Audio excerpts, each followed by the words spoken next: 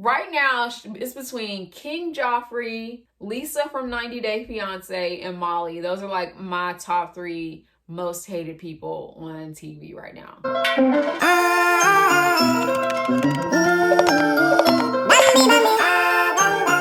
Yeah. So we're back for Insecure Season 4, Episode 5, Lowkey moving on. We finally got the confrontation we've been waiting for, so I'm going to review it, recap my thoughts, and you should just preemptively subscribe to the channel, like the video, leave some comments down below if I missed anything or you have some thoughts, and let's get into the episode. So we start with Issa. So, you know, if you watched any of my past reviews of this season, I have been very obsessed with the timeline of things. If you did not clock it, Issa's up in the middle of the night. She looks at her phone. The date on the phone is Saturday, January 25th at like 3:34 in the morning. And this is the day of the block party that she's been working so hard for months. So she's scrolling through Instagram and she comes across Nathan. And I just want to take a minute and let you all know that I did the work that needs to be done.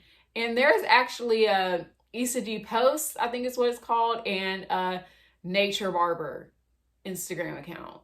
And there's people who follow it, and there's nothing on it. Anyway, she sees that Nathan is up, so she hops in his DMs. Up until this point, we don't know that they've been communicating. All we know is last episode, he called her out the blue and left a message saying that he was really, really proud of her or whatever. And we got the impression that they hadn't spoken since he ghosted her last season. But now we see by their conversation in DM that they're speaking pretty casually with each other. He says he can't sleep, asks if she wants to talk, so she calls him. In the conversation, he's like basically congratulating her, trying to like ease her fears about the whole block party. And we kind of get, she thanks him. She thanks him for helping with the block party. So in that instant, I was like, I wonder what Nathan had to do with it. Like, did he help her find a performer? Did she not contact Daniel like I suggested? So he brings up that he has the place to himself because if you remember, him and Andrew, which is Molly's man, follow me, are roommates. And Andrew was at Molly's place. So we know that Molly and Andrew are still together. And at this point, she's basically like, we're not on the same page. The last conversation we had wasn't that great. So, no, I'm not really fucking with Molly, which is the clip that we saw, the cold open from the very, very first episode of the season. So I'm assuming she's alluding to the conversation last episode, I'm sure you remember, of her asking if Andrew could help get a performer for the block party. And Molly declines her. And Molly basically says like, this relationship's important to her and she's trying to protect the relationship. So next, mind you, is still the day of the block party. We see Molly and Andrew at Molly's apartment. Molly's throwing clothes around, trying to decide what she's gonna wear, complaining that she has to even go at all. Andrew's basically like, I mean, so do you want to just not go? And Molly's like, well, I have to go because she's my friend. So then why are you acting like that? Either you're gonna go or you're not gonna go. Like, why go there and be miserable? And that's what she did. But anyways, next, we see Issa at the actual block party. Just from the beginning of this alone, you can tell that Issa really did her thing. She put it together really, really well. She's nervous because it just started and there's not a lot of people there. But we all know nobody shows up exactly when things start. So she's just like has her interns running around helping her with the project. I'm proud of Issa. I'm really proud of Issa because she did pull it off. Like, propose doing a block party. I thought like, oh, they're about to set Issa up and have her fucking fail and it's going to be shitty to watch, but still entertaining. So while she's talking to her intern, one of the interns, she sees Condola. I just want to keep in mind the timeline of this. So the date of the block party was January 25th, okay? January 25th. Issa had not talked to Condola since the end of November. To me, like, I'm so shocked by the breakdown of the relationship they were building because I thought in my mind at the beginning of the season that that Issa was gonna fuck it up. I knew for sure that Issa was probably gonna like sleep with Lawrence behind Condola's back and it was gonna be like a whole big thing. When really Issa did nothing wrong at all. So Issa walks up to Condola, you know, she's basically thanks her for like helping out and giving her all the interns, which I'm gonna assume maybe Condola sent her more interns to help. I don't know when the intern thing was established, but she thanks her for all the interns. Condola is like extremely cold. Like she's very standoffish, very cold. And Issa just comes right out and says it. And she asks her, like, did I do something wrong? And Condola, she has nothing to say. All she can say is, Lawrence didn't tell you. And Issa's like, tell me what? And that let me know that obviously either Issa hasn't bumped into Lawrence at all, or if she has, they haven't had like an in-depth conversation. So Condola tells her, me and Lawrence broke up. And Issa's like, oh, I'm sorry to hear that. And to be honest, it felt really genuine when Issa said she was sorry to hear that. It wasn't like a secret, like good behind those words. It was like, I'm sorry to hear that. My thing about it is, Issa had nothing to do with that. I mean, there may have been lingering issues with Lawrence, maybe possibly still having feelings for Issa. Maybe Condola was insecure about the relationship that Issa and Lawrence had previously. But once again, that had nothing to do with anything Issa actually did. I feel like once Issa and Condola had that, you know, really empowering talk about how they weren't going to let Lawrence get in between their budding friendship, that they were all good. And then for Condola to break up with Lawrence and then just turn her back on Issa, not even just on like a friendship level, but like on a business level as well. Like from what we saw, Condola was just as much a part of this project as Issa was. And it seems as though she just like dropped out. And Condola does acknowledge that she left her hanging. And I just thought it was really shitty. And to be quite honest, if it was going to be like that, Condola should have just not even showed up. She shouldn't even have showed up. She shouldn't even have showed her face. If she's going to be completely standoffish and cold and act like that, what was she going to do if the vendors, she says she came to just check on the vendors. What were you going to do if the vendors weren't correct? Because from what we could tell, she wasn't working on the project at all or working with Issa. And then all of a sudden you want to show up to the event and say, I didn't plan on coming, but you just came to see how the vendors were. It doesn't make any sense. So then after that, Issa spots Tiffany's husband, and Kelly over by the step and repeat, just being silly, having a good time. They're building up, in my opinion, this is what I think is coming. I think they're building up for Tiffany to have like a postpartum depression. I'm not mad at that because that's like a real thing. My only criticism with the show is sometimes because there's like such huge like gaps in time with the storylines. The show's only 30 minutes.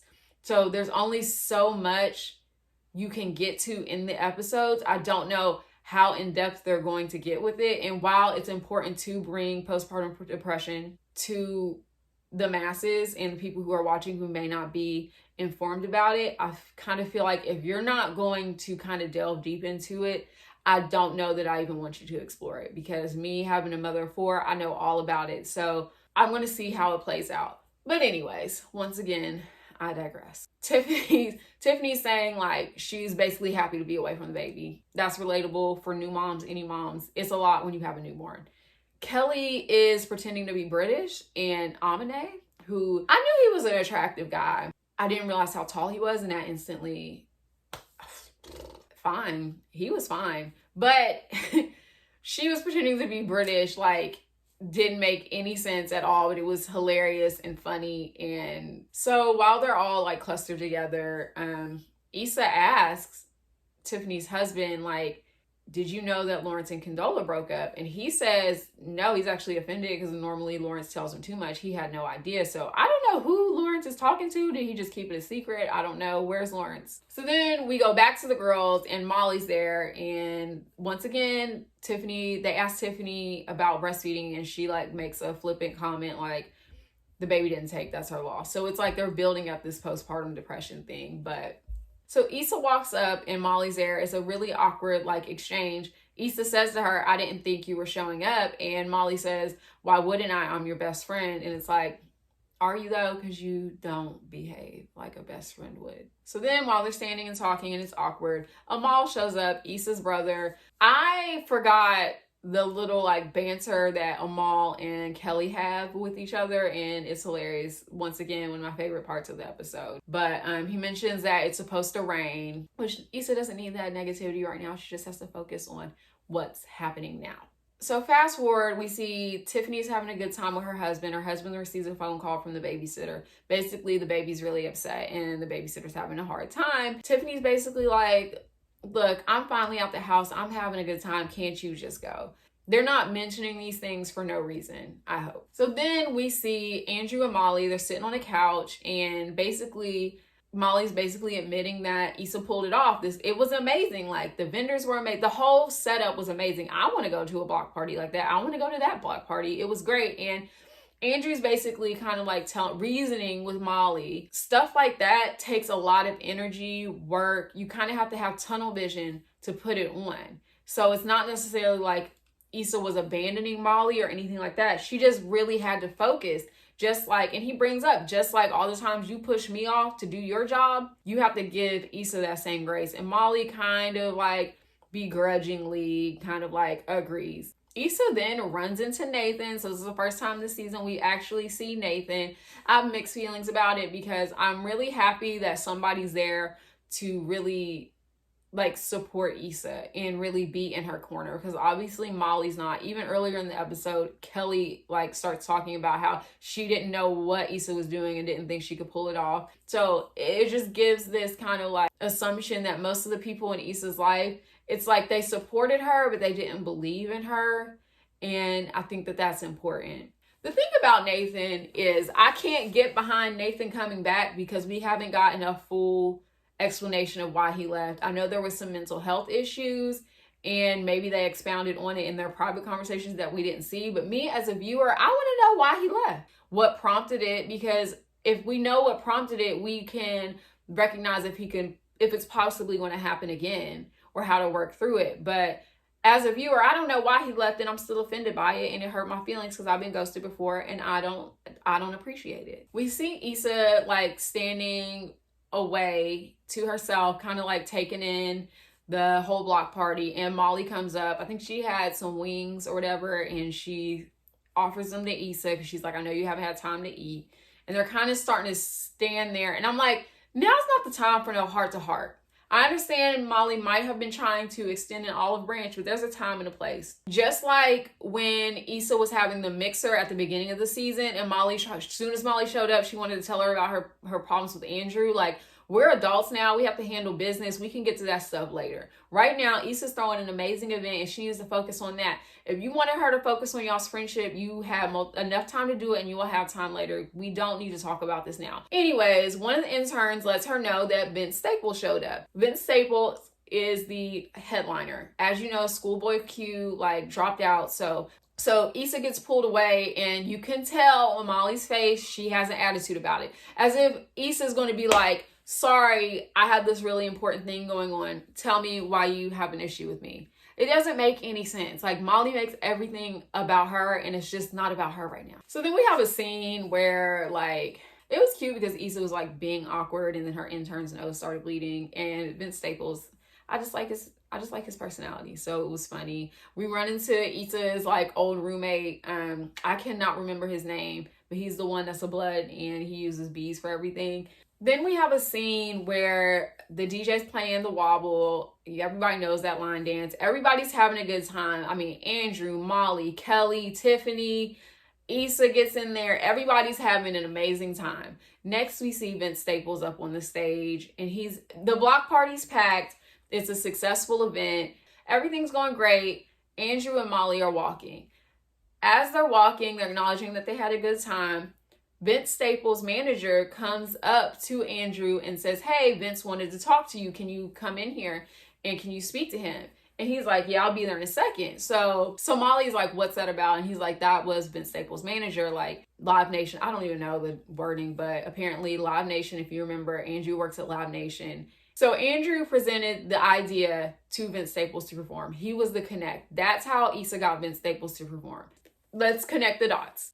Issa reached out to Nathan to ask Andrew to get, I don't know if she asked specifically for Vince Staples or any Live Nation artist. he states that all he had to do was send an email and it was connected from there. It didn't take no extra work from him. He acted like it wasn't no big deal. Molly's huffing and puffing, about to throw a fit. He tells her, I thought you wouldn't have a problem with me helping your best friend. I'm glad he said that, because that goes to show he never would have had an issue with it. Molly didn't want to help Issa because Molly didn't want to help Issa. It's not because she thought it would jeopardize her relationship. Molly loses it. She immediately walks off. Issa is having a conversation, I think, with her intern. Nathan's right there. Like, they're just having a lighthearted conversation. Molly blows up, comes and confronts Issa right there at her block party. Molly comes straight up to Issa and asks her, did you have Nathan ask Andrew to help you with the block party? And Issa says, yes, I did. You didn't want to help. She took matters into her own hands. Molly starts saying something about how she was setting boundaries. I'm just not on Molly's side about this. If Issa was wrong, Molly's more wrong on so many levels. She's wrong for not wanting to help her friend with something very, very simple. She is wrong for blowing up at Issa at Issa's event. And Issa basically is like, do we have to do this here? Like, why? Like, can we not talk about this later? And Molly can't help it because Molly has to make everything about her. She's like a child. She's so spoiled. It's like, my God. I don't know why you had an issue with me asking for one little favor. And Molly's like, you stay asking for one little favor. And Molly accuses Issa of stabbing her in the back. Issa starts going off as well. She's like, look, Molly, you're just as messed up, if not more than everybody else. Like, you have your own issues. Andrew was right there. She was like, if you mess it up with Andrew, it ain't got nothing to do with me. That's on you. And that's literally how everybody else feels. Issa brings up how Molly's always starting shit. She's always finding a problem. She's always huffing and puffing and making things about her. And I think that everything Issa said was valid. Things look like they're about to get physical. I just don't see these two characters getting physical, but I understand in an argument like that, I don't see how it didn't get physical. But I don't even know what happened, but somebody screams gun, chaos ensues, basically breaks up the whole block party. Kelly breaks her accent. She's like, look, I'm from Philly. I don't have time for this. It was so disappointing. We see Molly and Andrew standing to the side. Andrew's like, look, if I knew it was going to cause all this, I wouldn't have helped. But he didn't cause that. Molly caused that. Even no matter how upset Molly was, because to me, no, in any setting, her rationale wouldn't have made sense. To do that as such a positive event where Issa is trying to like move forward with her life. She worked really, really hard. She should be celebrating. She should be celebrating. And you just want to be like this negative black cloud. We cut to Issa with Nathan and Tiffany. And Tiffany, relatable content, because I feel like I became much kinder of a person once I had children, because Tiffany's not her normal bitch self. And I don't know if it's because the circumstances of what just happened, but I feel like she was very caring for Issa and asking if she was okay and checking on her.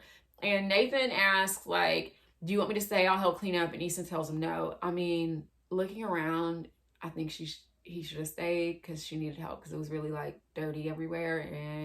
But he didn't. He walked away. Issa is left standing by herself, and there's a huge mess everywhere. So it's kind of like metaphorical and deep how she had this really successful event, but then now she has a huge mess to clean up.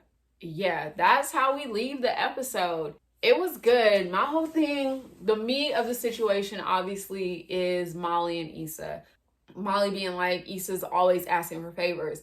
I haven't got that vibe from Issa. We all followed Issa this whole journey. And yes, you know, things have been financially hard for her, but I never got the like vibe that she's constantly begging anybody for anything. And if you remember, when she needed a place to stay and was having to move out of her apartment, she wasn't begging Molly for a place to stay. She wasn't begging Molly for anything. Like, right now, it's between King Joffrey, Lisa from 90 Day Fiancé, and Molly. Those are like my top 3 most hated people on TV right now. Honestly, it's hard. Like, in the wind down, Issa brought like the wind down after the episode.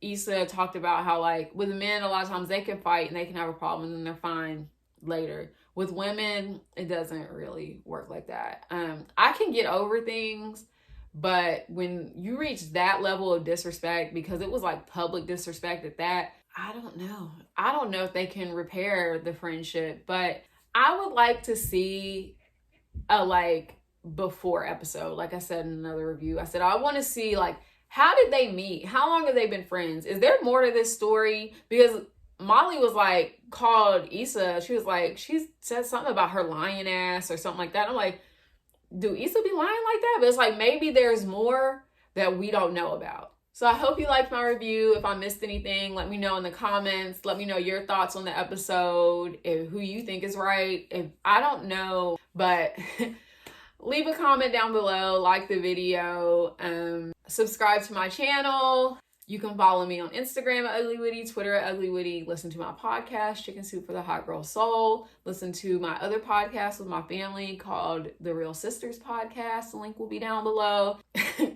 I guess I'll see y'all next week when we review episode 6 and we see the aftermath of what just happened. So thanks for watching. Bye.